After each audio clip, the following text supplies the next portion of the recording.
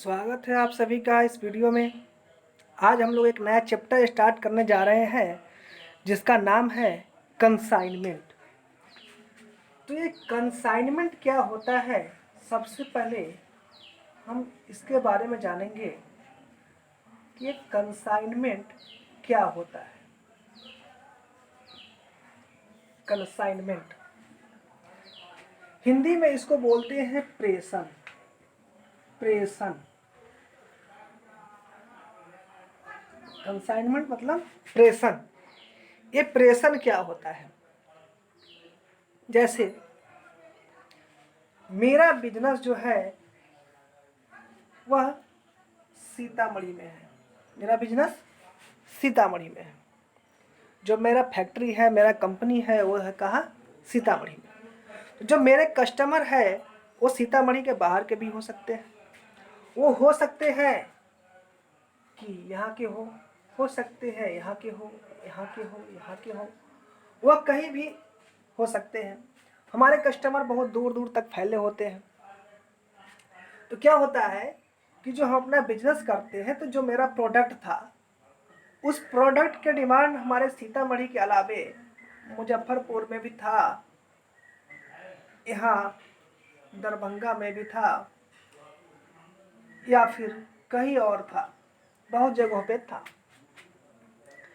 तो अब क्या है, जो मेरा प्रोडक्शन का क्षमता जो है कि हम प्रोडक्शन कर सकते हैं पर डे, माना कि 100 पीस का प्रोडक्शन पर डे कर सकते हैं, ठीक है। तो जब 100 पीस का प्रोडक्शन कर सकते हैं तो ज़रूरी नहीं है कि हम 100 पीस का प्रोडक्शन करें ही। क्यों? क्योंकि हम लोग प्रोडक्शन उतना ही करते हैं जितना कि मेरा यूज हो जाए, जितना कि सेल हो जाए, क्योंकि उसको स्टोर करना एक बहुत ही मुश्किल का काम होता है। तो हो सकता है कि 100 प्रोडक्शन करने के बाद मेरे पास उसका सेल ना हो पाए। तो अगर मेरा सेल अगर 60 पीस का हो तो हम लोग जो अपना प्रोडक्शन करेंगे वह 60 पीस ही करेंगे, ना कि 100। तो क्या होता है कि हम अपने क्षमता से कम काम करते हैं, ठीक है। और मेरे जो कस्टमर है, यह हो सकते हैं कि सीतामढ़ी से दूर कहीं मुजफ्फरपुर में भी मेरे कस्टमर हो सकते हैं। तो ये जो कस्टमर है, तो हमारे प्रोडक्ट की डिमांड मुजफ्फरपुर है, हम जानते हैं मेरे कस्टमर मुजफ्फरपुर से आते हैं, बार बार आते हैं। तो ऐसा है कि मुजफ्फरपुर सीतामढ़ी से दूर है, तो यहाँ से जो कस्टमर आना चाहिए वो यहाँ पे नहीं आ पाते हैं। क्यों? दूर होने की वजह से। तो वो अपने आसपास के कहीं और ले लेते हैं। तो मेरे दिमाग में आइडिया आया कि क्यों ना हम अपना जो बिजनेस है इसको सीतामढ़ी से फैला करके मुजफ्फरपुर तक कर दें। तो ये कैसे हो सकता है? या तो मेरा काउंटर अपना सीतामढ़ी में रहेगा या मुजफ्फरपुर रहेगा। अगर हम मुजफ्फरपुर जाते हैं तो मेरा सीतामढ़ी का कस्टमर टूटेगा, और अगर हम सीतामढ़ी में हैं तो मुजफ्फरपुर वाले को नहीं जोड़ पा रहे हैं, बार बार छूट रहा है कस्टमर। जितना कस्टमर हमको मिलना चाहिए उतना मिल नहीं पा रहा है। तो इसके लिए, इस प्रॉब्लम को दूर करने के लिए एक सिस्टम आया, जिस सिस्टम का नाम है कंसाइनमेंट बिजनेस। इसमें क्या होता है कि हम अपना एक और काउंटर, मेरा जो अपना बिजनेस सीतामढ़ी में है वो तो है ही, अपना एक और काउंटर मुजफ्फरपुर में खोलते हैं, ठीक है। तो भाई मुजफ्फरपुर में कौन बैठेगा? तो यहाँ पे हम अपना एजेंट रखते हैं, यहाँ पे हम अपना एजेंट रखते हैं, ठीक है। एजेंट क्या करता है? तो एजेंट मेरी ओर से मेरे लिए बिजनेस करता है और उसके बदले में हमसे वो कमीशन लेता है, वो हमसे कमीशन लेता है, ठीक है। जो मेरा एजेंट होता है वो हमसे कमीशन लेता है और मेरे बदले में मेरा बिजनेस वहाँ पे करता है, ठीक है। तो जो यहाँ बिजनेस का ऑनर हुआ वह बैठा हुआ है सीतामढ़ी में, ठीक है। तो इसको हम लोग बोलेंगे ऑनर। जो यहाँ पे जो मेरा मेन बिजनेस है वहाँ पे जो हम है, तो यहाँ पे है ऑनर, ठीक है। और यहाँ से जो मेरा कस्टमर यहाँ मुजफ्फरपुर में था, तो हमने अपना एक एजेंट यहाँ पे रख लिया जो मेरी ओर से मेरा बिजनेस करेगा, मेरा दुकान संभालेगा। अब क्या है कि जो ये ऑनर होता है, इस ऑनर को हम लोग बोलते हैं कंसाइनर। इसको बोलते हैं कंसाइनर। ऑनर को बोला जाता है कंसाइनर। हिंदी में इसको कहते हैं प्रेषक। प्रेषक, प्रेषक बोलिए, या फिर माल भेजने वाला, जो माल यहाँ से भेजता है, या फिर मालिक कहिए, स्वामी कहिए, माल भेजने वाला कहिए, इसको ऑनर को बोलते हैं। तो जब हम इस चैप्टर में आए हैं कंसाइनमेंट में, तो ऑनर को हम लोग हमेशा यहाँ पे कंसाइनर ही बोलेंगे, ठीक है। और ये जो मेरा एजेंट होता है, ठीक है, इस एजेंट को एजेंट ना बोल करके हम लोग इसको बोलते हैं कंसाइनी। इसको बोलते हैं कंसाइनी, ठीक है, इसको बोलते हैं कंसाइनी। हिंदी में इसको कहते हैं प्रेषणी। ये प्रेषक, प्रेषक मतलब माल भेजने वाला मालिक। दूसरा प्रेषणी, प्रेषणी एक प्रेषक ने जो माल यहाँ पे भेजा अपने एजेंट के पास, तो जो वहाँ पे मेरा एजेंट है, मेरे लिए बिजनेस करेगा, मेरा काउंटर संभालेगा, मेरा सेल करेगा, उसको बोलते हैं प्रेषणी, ठीक है। कंसाइनर और कंसाइनी। तो यहाँ से यहाँ तक हम लोग भेजते क्या है, तो अपना गुड्स भेजते हैं, अपना गुड्स, माल। जिस चीज़ का मेरा बिजनेस होता है, हम उसको यहाँ से वहाँ सेंड करते हैं, ठीक है। मतलब हम इसको बेचते नहीं हैं, हम इसको मतलब जैसे कि अपने एक गोदाम से निकाल करके दूसरे गोदाम में रखना, इसको समझिए। मेरे पास एक काउंटर होता है, एक गोदाम होता है, तो समझिए कि इस गोदाम से निकाल करके इस गोदाम में माल को रखते हैं, ठीक है। तो इस गुड्स को हम लोग यहाँ से निकाल करके अपने एजेंट के पास ले जा करके रखते हैं, ठीक है। तो अब क्या है कि इस बिजनेस को ही कंसाइनमेंट कहते हैं। मतलब प्रेषक के पास से प्रेषणी के पास, मतलब ऑनर से एजेंट के पास इस गुड्स को जाना ही कंसाइनमेंट बोला जाता है। मतलब इसको बोलते हैं कंसाइनमेंट, ठीक है। तो इसी तरह से हमने मुजफ्फरपुर भेजा, हम दरभंगा भेज सकते हैं, हम पटना भेज सकते हैं, हम इलाहाबाद भेज सकते हैं, हम कहीं और भेज सकते हैं। मतलब मेरा डिमांड जहाँ जहाँ हो, हम अपने प्रोडक्ट को वहाँ वहाँ सेल करने के लिए भेज सकते हैं, ठीक है। ये कहलाता है कंसाइनमेंट बिजनेस। अब क्या है कि हम चाहेंगे कि मेरा हिसाब जो है, मुझे ये अलग अलग पता चले कि मुझे मुजफ्फरपुर वाले बिजनेस में कितना प्रॉफिट हुआ, मुझे दरभंगा भेजने से कितना प्रॉफिट हुआ, मुझे इलाहाबाद भेजने से कितना प्रॉफिट हुआ। उसके बाद हम लोग कंपैरिजन करेंगे, अपना देखेंगे कि वहाँ भेजने में फ़ायदा है नहीं है, तो आगे से ऐसा बिजनेस करेंगे उस या फिर नहीं करेंगे। तो ये सबका हिसाब हम लोग अलग अलग लगाते हैं, अलग अलग रखते हैं, ठीक है। तो ये कंसाइनमेंट जब भी बनाएंगे तो किसी एक लोकेशन पे जो भेजेंगे अपना गुड्स, जिस किसी भी लोकेशन पे हम अपना गुड्स भेजें, तो उस लोकेशन के लिए हम अलग अलग हिसाब रखेंगे, ठीक है। और इसके लिए एक अकाउंट बनाएंगे जिसका नाम है कंसाइनमेंट अकाउंट, ठीक है। तो अब क्या है कि इस बिजनेस में यहाँ से माल यहाँ तक गया, ठीक है। तो इसमें यहाँ से यहाँ तक जाने में जो भी रिस्क होता है इस गुड्स से रिलेटेड, ठीक है, चाहे वो डैमेज का हो, या फिर वेस्टेज का हो, या फिर नहीं सेल हो इस वजह से हो, चाहे कोई भी लॉस हो, ये सारा लॉस जो ऑनर होता है उसी को उठाना पड़ता है, ठीक है। और जो भी एक्सपेंस हो, उस एक्सपेंस को भी ऑनर को करने का ही काम है, मतलब ऑनर ही करेगा। तो सबसे पहले हम यह देखते हैं कि जो कंसाइनर में यहाँ से वहाँ तक गुड्स को भेजा, तो भेजने में इसको खर्चे क्या है, तो सबसे पहले इसने जो प्रोडक्ट भेजा वहाँ पे, बेचा नहीं सॉरी, उसने जो अपना वहाँ भेजा प्रोडक्ट, तो उसने जो सेंड किया, तो उस प्रोडक्ट का कॉस्ट होगा, कॉस्ट ऑफ गुड्स, या फिर मटेरियल, उसका जो कॉस्ट था, ठीक है।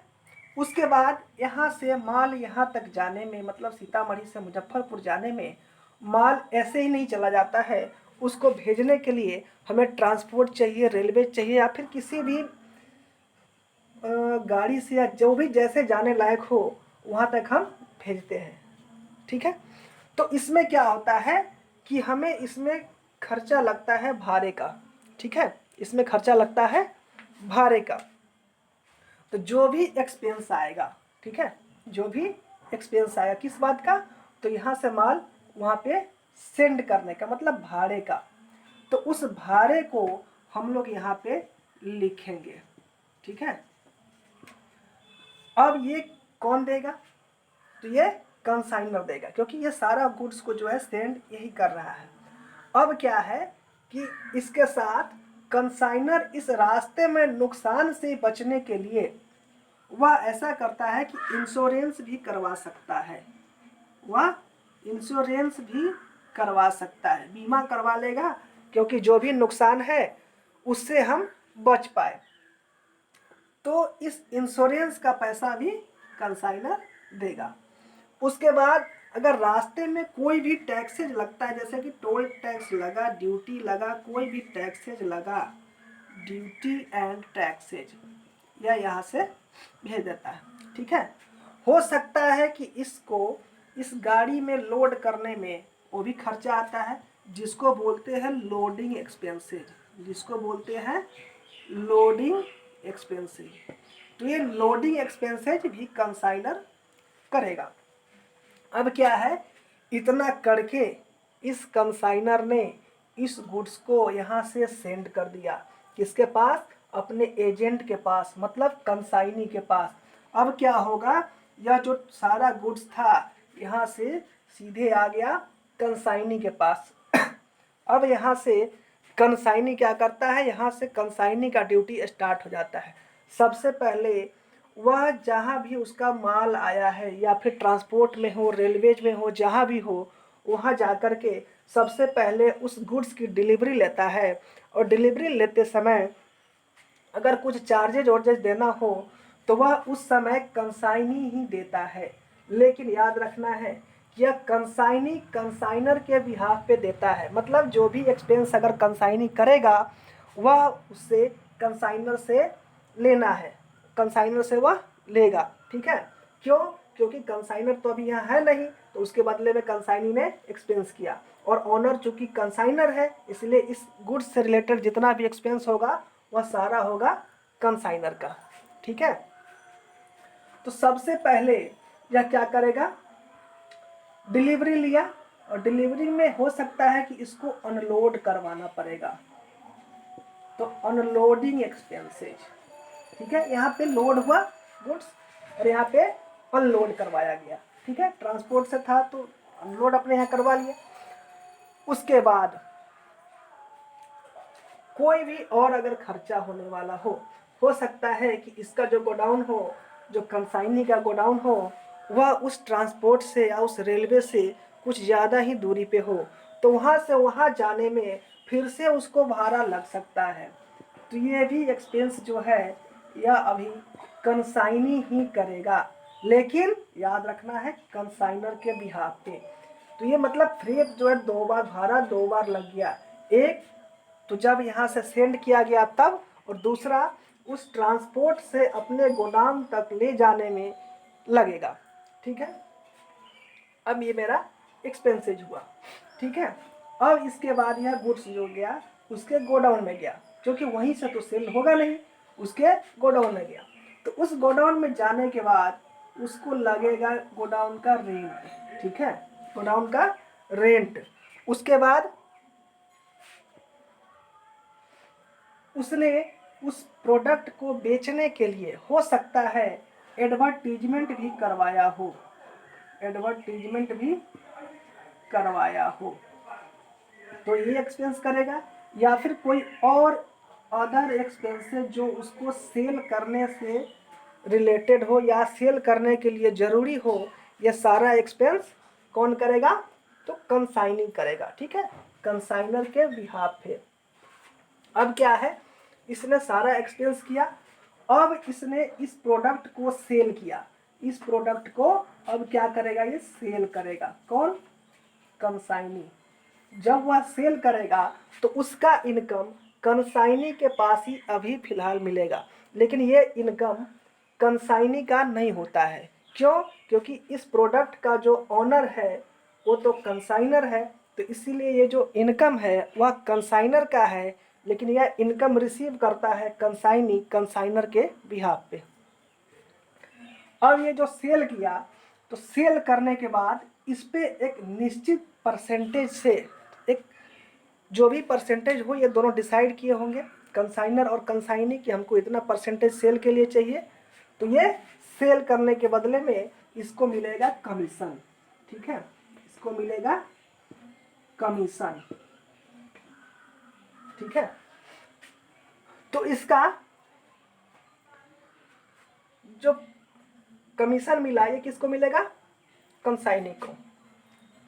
इसको अपने सर्विस के बदले में मिला। ठीक है, अब हमको इस एक्सपेंस को दो कैटेगरी में बांटना है। ठीक है, एक रेकरिंग और दूसरा नॉन रेकरिंग। तो क्या है रेकरिंग? मतलब जो एक्सपेंसेस दोबारा हो सकता हो। ठीक है, अगर हम बात करें तो ये जो ऑनर ने यहाँ से गुड्स को, इस गुड्स को सेल किया है, ठीक है, तो इसी सेल नहीं सॉरी वहाँ पे सेंड किया है, तो जो सेंड करने में उसको जितना भी एक्सपेंसेस आया या फिर प्रोडक्ट का कॉस्ट था, तो एक ही प्रोडक्ट पे यह दोबारा से नहीं लगेगा। अब इसको दोबारा तब लगेगा जब दूसरा प्रोडक्ट वहाँ पे सेंड करेगा। तो मतलब ये जो सेंड करने में जितने भी एक्सपेंसेज आया, ठीक है, यह दोबारा से नहीं होना है, दोबारा से नहीं होना है। इसके बाद ये कंसाइनी ने जो इस माल को रिसीव किया और इसके लिए जो एक्सपेंस किया, रिसीव करते समय अपने गोडाउन तक पहुंचाते समय, यह दोबारा अब नहीं करना है इस प्रोडक्ट के लिए। तो ये नॉन रेकरिंग आइटम या नॉन रेकरिंग एक्सपेंसेज होगा। दूसरा, ये जो रेंट है या फिर एडवर्टीजमेंट एक्सपेंसेज है या फिर ईटीसी कोई भी एक्सपेंसेज है, ये जो रेंट है, हमने मान के चला कि हम 1 महीने में पूरा गुड्स को सेल कर देंगे, लेकिन अगर सेल नहीं हुआ तो क्या 1 महीने बाद इसको अपने गोडाउन से निकाल के फेंक देगा? नहीं फेंकेगा। क्या करेगा? उसको फिर अगले महीने रखेगा। तो ये रेंट जो है दोबारा से लग सकता है, तो ये रेकरिंग आइटम है। ठीक है, और ये रेकरिंग और नॉन रेकरिंग जानने की ज़रूरत हमें इसलिए है क्योंकि जब आगे चल के हम लोग स्टॉक निकालेंगे तो स्टॉक में इन चीज़ों की ज़रूरत होती है। ठीक है, तो हमने देखा कि जो चीज़ें बार बार होंगी वो रेकरिंग आइटम है। तो ये जो रेंट है या फिर एडवर्टीजमेंट एक्सपेंस है, ये सब क्या है? रेकरिंग आइटम है। अब बात करते हैं कमीशन की। तो कमीशन तो फिक्स होता है, ये जितना सेल करेगा उसके ऊपर है। इसको सेल से मतलब होता है, बाकी किसी और चीज़ से नहीं। अब ये जो है जब सारा सेल कर देगा, ठीक है, जब सेल कर देगा तो क्या होगा? सेल करने के बाद यह अपना ये वाला जो एक्सपेंस हुआ है, ये पूरा ये टोटल एक्सपेंस अपना उस इनकम में से काट लेगा। ठीक है, उसके बाद अपना कमीशन काट लेगा और जो अमाउंट बैलेंस बचता है वह कंसाइनर को कंसाइनी भेज देगा। वह अमाउंट कंसाइनर को कंसाइनी भेज देगा। कभी कभी ऐसा होता है कि ये जो कंसाइनर है ना, अपना प्रोडक्ट का एक्चुअल वैल्यू इसको नहीं बताता है। ये जो कॉस्ट है ये नहीं बताता है। क्यों नहीं बताता?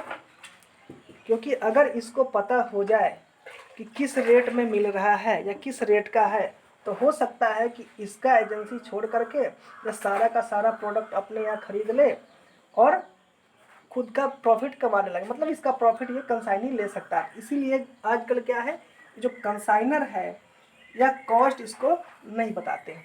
ठीक है, कॉस्ट नहीं बताते। तो कॉस्ट कुछ और होता है और इनको बताते कुछ और है। तो कॉस्ट का मतलब जो उसका प्राइस है जो कंसाइनर को पड़ता है वह कॉस्ट हुआ। उसके बाद इसमें अपना वह प्लस में प्रॉफिट ऐड कर लेता है, ठीक है, प्लस में प्रॉफिट ऐड करता है और तब जा कर के उसको अमाउंट बताता है। तो जो अमाउंट कंसाइनी को बताया जाए, ठीक है, उसको बोलते हैं इनवॉइस प्राइस, उसको बोलते हैं इनवॉइस प्राइस। ध्यान रखना है जहाँ भी इनवॉइस प्राइस हो, मतलब यह ध्यान में रखना है कि ये जो कंसाइनर है इसमें कुछ ना कुछ अमाउंट कॉस्ट में पहले से ही ऐड कर रखा है, ठीक है। लेकिन जब हम लोग इसका अकाउंटिंग करेंगे तो दोनों को अलग अलग करके इसके बुक में दिखाएंगे, तभी तो हमें प्रॉफिट पता चलेगा। जैसे कि अगर किसी भी प्रोडक्ट का कॉस्ट है 100 रुपीज़, ठीक है, इसने क्या किया, इसमें अपना लोडिंग चढ़ा दिया, इसमें अमाउंट कुछ प्लस कर दिया जैसे कि 20 रुपीज़, और उसको बताया कि देख भाई मेरा जो प्रोडक्ट है वह 120 का है। इसने बताया कि मेरा प्रोडक्ट जो है वो 120 का है, तो ये जो 120 होता है इसको बोलते हैं इनवॉइस प्राइस, ठीक है। तो क्वेश्चन सॉल्व करते समय जो भी दिया हो, कॉस्ट दिया हो, इनवॉइस प्राइस दिया हो, इसको केयरफुली चेक कर लेना है, तब आगे क्वेश्चन को सॉल्व करना है। दूसरा, अब ये जो कमीशन मिलता है, ये जो कमीशन मिलता है किसको मिलता है, कंसाइनी को। तो ये कमीशन जो मिलता है वो 3 तरह का मिलता है, ठीक है।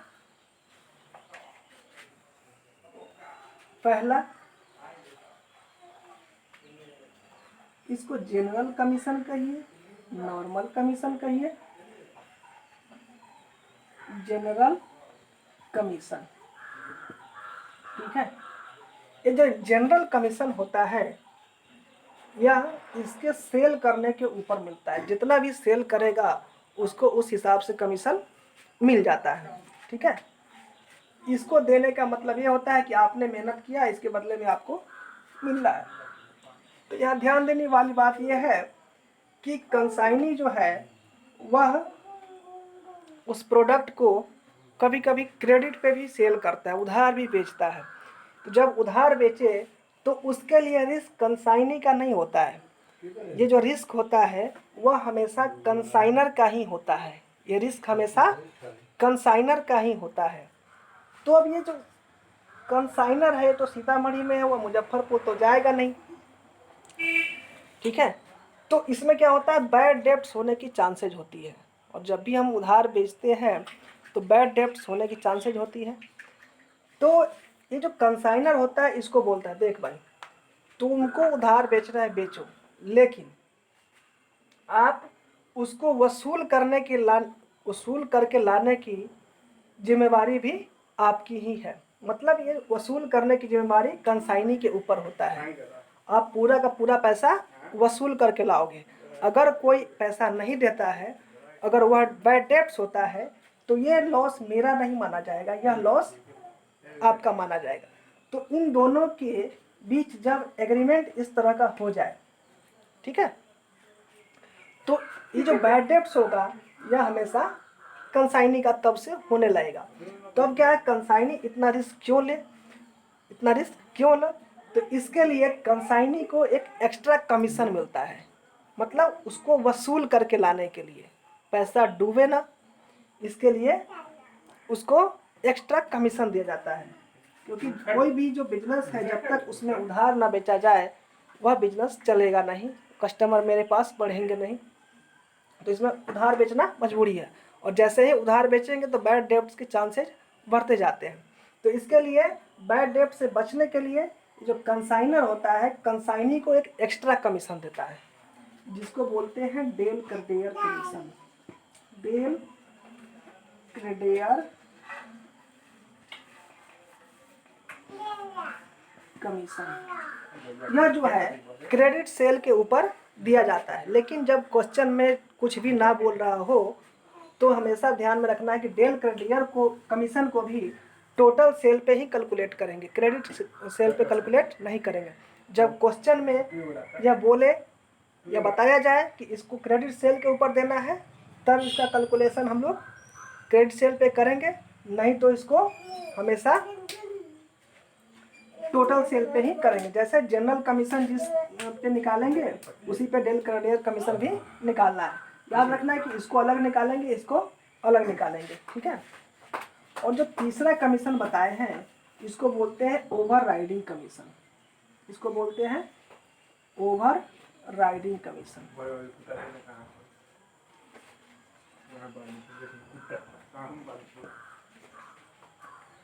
अब क्या होता है कि जैसे कि ये जो मेरा एजेंट है वह एक निश्चित अमाउंट पे पर डे इतना पीस सेल करता है। अब हम चाहते हैं कि मेरा सेल ज़्यादा से ज़्यादा हो, तो हम क्या करते हैं, उसको कुछ इंसेंटिव देते हैं, उसको एक टारगेट मिलता है कि एक काम करो, या तो यह टारगेट उसको किसी अमाउंट के ऊपर मिलता है या फिर पर पीस के ऊपर मिलता है। उसको एक टारगेट मिला, जैसे कि अगर उसने 100 यूनिट्स पर डे सेल किया, नॉर्मली ये करता है 100 यूनिट्स, मान लिया 100 यूनिट्स ये करता है, तो हम पीछे कुछ दिनों में देखा, पिछले कुछ दिनों में कि ये 100 यूनिट पर डे सेल करता है। तो हमने इसको टारगेट दिया कि ये काम करो, आप 100 यूनिट पर डे सेल करते ही है, आप 100 से जितना भी ज़्यादा सेल करेंगे ना उसके ऊपर हम आपको एक्स्ट्रा कमीशन देंगे। इसको बोलते हैं ओवर राइडिंग कमीशन। इसको बोलते हैं ओवर राइडिंग कमीशन। या फिर यहाँ पे अमाउंट हो सकता है कि देखिए मेरा जो इनवॉइस प्राइस है वह 120 था, आप 120 से जितना ज़्यादा में सेल करेंगे उसके ऊपर आपको ओवर राइडिंग कमीशन मिलेगा। तो जो कमीशन था जनरल कमीशन उसको सेल करने के बदले मिला, डेल क्रेडियर कमीशन बैड डेब्ट्स का रिस्क कवर करने के लिए मिला, तीसरा ओवरराइडिंग कमीशन उसको ज़्यादा से ज़्यादा सेल करने के लिए मिला। तो ये जो सारे कमीशन मिला ये किसको मिला, कंसाइनी को। और ये तीनों कमीशन लेकर के प्लस करके तब इसके कमीशन में दिखाते हैं। ठीक है, तो हमने सीखा कि कंसाइनर कौन है, कंसाइनमेंट क्या होता है, कंसाइनी क्या होता है, उसको कमीशन कैसा मिलता है, कंसाइनर का एक्सपेंस क्या क्या होता है, कंसाइनी का एक्सपेंस क्या क्या होता है। अब हमें इसमें देखना है कि इसके फायदे क्या है, कंसाइनमेंट बिजनेस के फायदे क्या है। तो कंसाइनमेंट बिजनेस का पहला फायदा ये है कि मेरा जो बिजनेस है उसका एरिया बढ़ गया। पहले हम सीतामढ़ी में ही सेल करते थे, अब मुजफ्फरपुर में भी सेल कर रहे हैं, अलग अलग जगहों पे सेल करते हैं। तो मेरा जो सेल है वो बढ़ेगा, जैसे ही सेल बढ़ेगा तो प्रॉफिट बढ़ेगा, और प्रॉफिट बढ़ेगा तो हम अपने बिजनेस के लिए, बिजनेस को बढ़ाने के लिए सोच सकते हैं। उसके बाद हम अपने पूरे जो मेरी क्षमता इफिशियंसी है उसके हिसाब से अपना प्रोडक्शन कर सकते हैं, अपना प्रोडक्शन कर सकते हैं और उसको सेल कर सकते हैं। तो ये सब फायदे मिलते हैं। उसके बाद एजेंट के माध्यम से हम लोग करते हैं तो एजेंट का भी कोई रिस्क नहीं होता है, मेरे रिस्क पे होता है। और तब हम ये फ्यूचर के लिए भी सोच सकते हैं कि ये जो कस्टमर जो था मुजफ्फरपुर से मेरे यहाँ प्रोडक्ट खरीदने आता था उस समय हमें ज़्यादा प्रॉफिट था, या हम उसके पास भेजते हैं उस समय ज़्यादा प्रॉफिट है। तो ये अलग अलग हम लोग कैलकुलेट कर सकते हैं। तो ये सब फायदा हमारे कंसाइनमेंट बिजनेस का है। ठीक है, तो जैसे हम लोग profit and loss account trading account बनाते हैं उसी तरह से इसका भी बनाएंगे। जैसे उसमें प्रॉफिट लॉस निकालते हैं, ग्रॉस प्रॉफिट निकालते हैं, इसी तरह से इसमें भी प्रॉफिट और लॉस निकालेंगे। तो इसके सब अब हमको चलना है इसमें, इसके अकाउंटिंग ट्रीटमेंट में। तो अकाउंटिंग ट्रीटमेंट में हमको यह देखना है कि इसके लिए जर्नल एंट्रीज क्या क्या होंगे और इसके लिए लेजर क्या बनेंगे। तो हमें ध्यान देना है कि इसमें दो पार्टी होंगे, पहला कंसाइनर और दूसरा कंसाइनी। तो हमें कंसाइनर के लिहाज से भी सोचना है और कंसाइनी के लिहाज से भी सोचना है। मतलब हम कंसाइनर के बुक में भी बनाएंगे और कंसाइनी के बुक में भी बनाएंगे। अब कंसाइनर के बुक में क्या एंट्री होगा और कंसाइनी के बुक में क्या एंट्री होगा, ये दोनों सीखेंगे हम लोग अब अगले वीडियो में। तो अगर आपको हमारे साथ जुड़े रहना है, आपको अकाउंट के किसी भी टॉपिक में, किसी भी चैप्टर में कोई भी प्रॉब्लम हो तो आप हमारे चैनल से जुड़ सकते हैं, हमारे चैनल को सब्सक्राइब कर सकते हैं, इसको लाइक करें, कमेंट करें, हमारे साथ जुड़े रहें। और जिस टॉपिक में प्रॉब्लम है उससे कमेंट करें, हम कोशिश करेंगे कि उस टॉपिक को क्लियर किया जाए, उस पर वीडियो बनाया जाए। धन्यवाद।